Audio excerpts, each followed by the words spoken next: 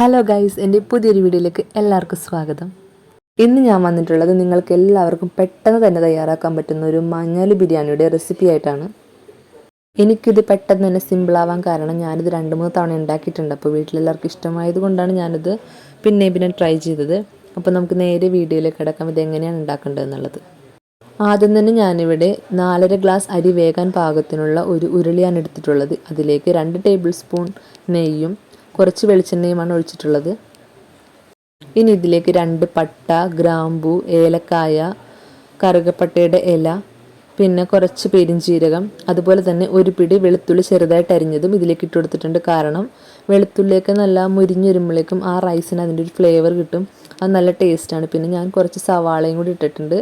അപ്പോൾ അതെല്ലാം നല്ലപോലെ ഒന്ന് മുരിഞ്ഞ് വന്നപ്പോഴേക്കും ഞാൻ ഇതിലേക്ക് 6 കപ്പ് വെള്ളം ഒഴിച്ചിട്ടുണ്ട്. കാരണം നമ്മൾ 4.5 ഗ്ലാസ് വെള്ളമാണ് ഒഴിച്ചിട്ടുള്ളത്. പക്ഷേ നമുക്ക് 7 കപ്പ് വെള്ളമാണ് ആവശ്യം. ഇതിൽ ഞാൻ 1 കപ്പ് ചിക്കൻ സ്റ്റോക്കാണ് ഉപയോഗിക്കുന്നത്.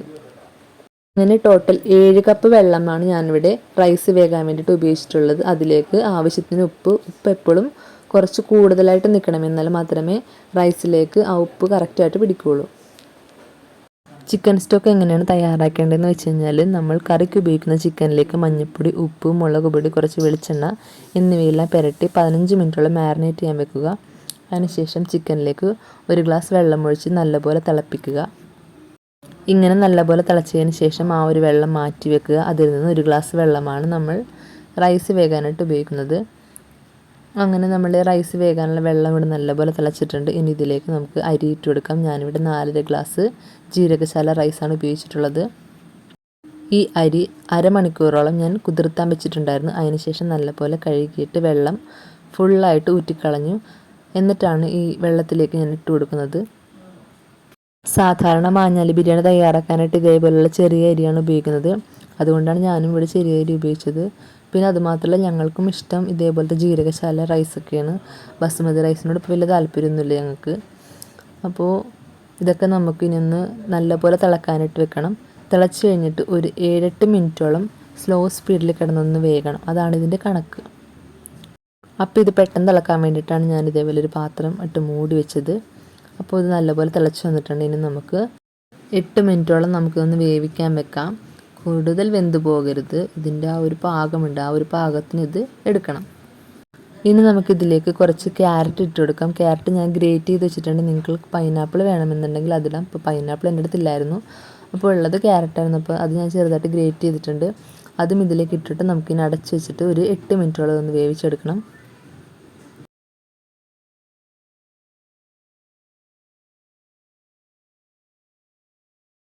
കറക്റ്റ് 8 മിനിറ്റ് ആയപ്പോഴേക്ക് ഞാനിതിൻ്റെ അടപ്പൻ തുറന്ന് നോക്കി. അപ്പോൾ കറക്റ്റ് വെന്തിട്ടുണ്ട്. ആവശ്യത്തിനുള്ള വേവേയും ആയിട്ടുള്ളൂ. പിന്നെ അടിക്കൊന്നും പിടിച്ചിട്ടില്ല. പിന്നെ ഈ ഒരു അരി നമുക്ക് 9 പേർക്കോളം നമുക്ക് കഴിക്കാൻ പറ്റുന്ന അത്രയും അരി എന്തായാലും ഉണ്ട് കേട്ടോ. ബിരിയാണി റൈസ് ഇവിടെ ഉണ്ട്.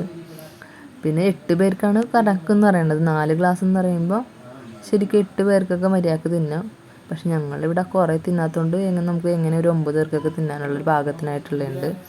ഇനി നമ്മുടെ ഗാർണിഷിങ്ങിലേക്ക് കിടക്കുക. അപ്പോൾ ഞാൻ കുറച്ച് മല്ലിയില എടുത്തിട്ടുണ്ട്. കൂടുതൽ മല്ലിയില ഇടുന്നില്ല, കാരണം ഞങ്ങൾക്ക് ഇവിടെ ആർക്കും വലിയ താല്പര്യമൊന്നുമില്ല മല്ലിയിലിനോട്. അതുപോലെ 2 സവാള ഞാൻ വറുത്തിട്ടുണ്ട്. കൂടുതലായിട്ട് മൊരിയിച്ചിട്ടില്ല. ഈ ഒരു ബ്രൗൺ കളർ വന്നപ്പോൾ തന്നെ ഞാൻ നിർത്തി. ഇനി ഇതിലേക്ക് വറുത്ത് വെച്ചിട്ടുള്ള കാഷ്യൂ നട്ട്സ് ഇട്ട് കൊടുക്കാം. അപ്പം നമ്മുടെ ഇന്നത്തെ ഡെക്കറേഷനൊക്കെ ഇത് കഴിഞ്ഞിട്ടുണ്ട്. നമുക്കിനി ഒരു 2 മിനിറ്റ് ഒന്നും കൂടി ഒന്ന് വേവിച്ചെടുക്കാം. കാരണം മല്ലിയിലയുടെയൊക്കെ പച്ചമണമൊക്കെ മാറാൻ വേണ്ടിയിട്ട്. അപ്പോൾ ഞാൻ 2 മിനിറ്റിന് ശേഷം ഒന്നും കൂടി തുറന്ന് നോക്കിയപ്പോഴേക്കും കുറച്ച് എന്തായാലും മല്ലിയിലൊക്കെ നല്ലപോലെ വാടിയിട്ടുണ്ട്. അങ്ങനെ നമ്മുടെ ബിരിയാണിയുടെ പരിപാടിയുടെ കഴിഞ്ഞിട്ടുണ്ട്. ഇനി നമുക്ക് നേരെ കറി തയ്യാറാക്കാം. ഇതിനായിട്ട് ഒരു ചെറിയ ഉരുളി വെച്ചിട്ടുണ്ട്. അതിലേക്ക് 3 ടേബിൾ സ്പൂൺ അളവിലോളം വെളിച്ചെണ്ണ ഒഴിച്ചു കൊടുത്തിട്ടുണ്ട്. അതിലേക്ക് ഇഞ്ചി, വെളുത്തുള്ളി, വേപ്പില, പച്ചമുളക് ഇതെല്ലാം നല്ലപോലെ ഒന്ന് ക്രഷ് ചെയ്തതാണ് ഞാൻ ഇട്ട് കൊടുക്കുന്നത്. കാരണം വേപ്പിലയുടെ എല്ലാം ഫ്ലേവർ നല്ലപോലെ കിട്ടാൻ വേണ്ടിയിട്ടാണ്. ഞാൻ ഇതിപ്പോൾ നമ്മുടെ വീട്ടിൽ തന്നെ ഉണ്ടായിട്ടുള്ള വേപ്പിലായതുകൊണ്ടാണ് ഇങ്ങനെ കൃഷി ചെയ്യാനായിട്ട് എടുത്തത്. അതല്ലാന്നുണ്ടെങ്കിൽ സാധാരണ ഇടുന്ന പോലെ ഇട്ടാനേ. പിന്നെ അതിലേക്ക് ഞാൻ 6 സവാള അരിഞ്ഞിട്ടുണ്ടായിരുന്നു, ചെറുതായിട്ട് അരിഞ്ഞതും. പിന്നെ കുറച്ച് വേപ്പിലയും കൂടി ഇട്ടിട്ടുണ്ട്. അപ്പോൾ 6 സവാളയാണ് ഞാൻ എടുത്തിട്ടുള്ളത്. 2 കിലോ ചിക്കനാണ് ഉള്ളത്. സവാള പെട്ടെന്ന് വാടാൻ വേണ്ടിയിട്ട് ഞാൻ ഇതിലേക്ക് ഉപ്പ് ചേർത്ത് കൊടുത്തിട്ടുണ്ട്. ഇനി നമുക്ക് ഒരു 10 മിനിറ്റോളം ഇത് നല്ലപോലെ ഒന്ന് വാട്ടിയെടുക്കണം. നല്ലപോലെ ഒന്ന് കുഴഞ്ഞാൽ മാത്രമേ നല്ല ഗ്രേവി ആയിട്ട് ഇട്ടുള്ളൂ. ഇനി നമുക്കൊന്നും അടച്ചു വെച്ച് വേവിക്കാം. ഇനി ഒരു 10 മിനിറ്റ് ഇങ്ങനെ വേവിച്ചെടുക്കാം. അതിൻ്റെ ഇടയ്ക്ക് നമ്മൾ ചെറുതായിട്ട് ഇളക്കി കൊടുക്കണം, അതല്ലെങ്കിൽ സവാള അടുക്കി പിടിക്കും. അങ്ങനെ 10 മിനിറ്റിന് ശേഷം സവാള ഇവിടെ നല്ലപോലെ ബ്രൗൺ കളറായി വന്നിട്ടുണ്ട്. ഇനി ഇതിലേക്ക് 1/4 ടീസ്പൂൺ മഞ്ഞൾപ്പൊടി, 6 ടീസ്പൂൺ മല്ലിപ്പൊടി, 2 ടേബിൾ സ്പൂണോളം കാശ്മീരി ചില്ലി, 1 ടേബിൾ സ്പൂൺ മുളക് പൊടി.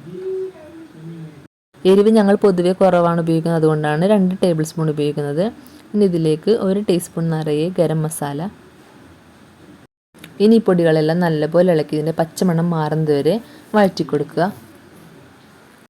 ഏകദേശം ഒരു 5 മിനിറ്റോളം ഇതേപോലെ ഇളക്കി കൊടുക്കുക, അതല്ലെങ്കിൽ പൊടികളുടെ എല്ലാം പച്ചമണം മാറില്ല.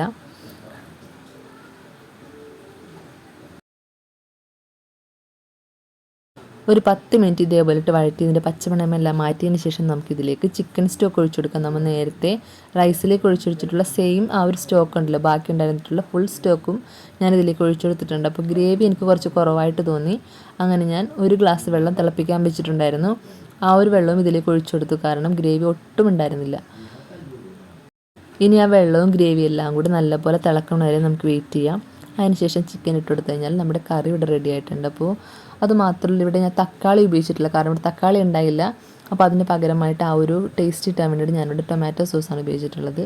അതും ഇട്ടതിന് ശേഷം നമ്മൾ നേരത്തെ മാരിനേറ്റ് ചെയ്ത് വെച്ചിട്ടുള്ള ചിക്കൻ നമ്മൾ സ്റ്റോക്കാക്കിയെന്ന് പറഞ്ഞില്ലേ, അതിൽ നിന്ന് വെള്ളം മാറ്റിയിട്ട് ആ ചിക്കൻ ഞാനൊന്ന് കുറച്ച് വെളിച്ചെണ്ണയിൽ ഒന്ന് വറുത്തെടുത്തിട്ടുണ്ടായിരുന്നു.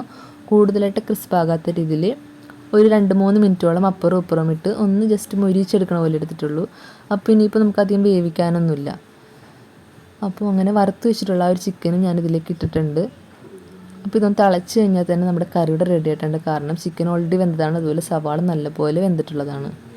അപ്പോൾ ഇതാണ് ഇത്ര പെട്ടെന്ന് തയ്യാറാക്കാൻ പറ്റുന്നൊരു ചിക്കൻ കറി എന്ന് പറയുന്നത്.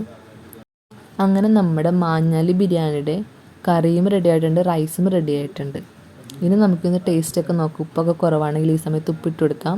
അപ്പോൾ ഞങ്ങൾ ടേസ്റ്റ് ചെയ്ത സമയത്ത് കുറച്ച് മധുരമാണ് ഇതിൽ കൂടുതലായിട്ട് നിന്നിട്ടുണ്ടായിരുന്നു, കാരണം സവാള 6 എണ്ണം ഇട്ടിട്ടുണ്ടായിരുന്നില്ല, അപ്പോൾ അതിൻ്റെ ഒരു മധുരിപ്പ്. അങ്ങനെ ഞാൻ അതിൽ കുറച്ച് ഉപ്പും കൂടി ഇട്ടെടുത്ത് അതൊന്ന് ഓക്കെ ആക്കി. ഇനി നമുക്ക് ഇത് സെർവ് ചെയ്യാം. അപ്പോൾ ഞാൻ ഇതേപോലെ ഉണ്ട് സെർവ് ചെയ്യണം. നമുക്ക് സാധാരണ ഷോപ്പിൽ നിന്നൊക്കെ ഈ ഒരു ഷേപ്പിലാണല്ലോ ബിരിയാണി. അപ്പോൾ ഞാനതുപോലെ ഒന്ന് ചെയ്യാമെന്ന് വിചാരിച്ചിട്ടാണ് ഇതേപോലെ ബൗളിലാക്കിയിട്ട് കമത്തി വെച്ചത്. ഇനി നമ്മുടെ മാഞ്ഞാലി ബിരിയാണിയും അതുപോലെ കറിയും നമുക്ക് ഇതേപോലെ സെർവ് ചെയ്യാവുന്നതാണ്. അങ്ങനെ നമ്മുടെ സ്വാദിഷ്ടമായിട്ടുള്ള മാഞ്ഞാലി ബിരിയാണി ഇവിടെ തയ്യാറാക്കിയിട്ടുണ്ട്. പെട്ടെന്ന് തന്നെ തയ്യാറാക്കി കഴിഞ്ഞു. എനിക്ക് സത്യം പറഞ്ഞാൽ 1 മണിക്കൂർ വേണ്ടി വന്നിട്ടുള്ളൂ ഇതിൻ്റെ പുറകെ നടക്കാനായിട്ട്. നിങ്ങളും ഇതുപോലെ ഇത് ട്രൈ ചെയ്ത് നോക്കണം.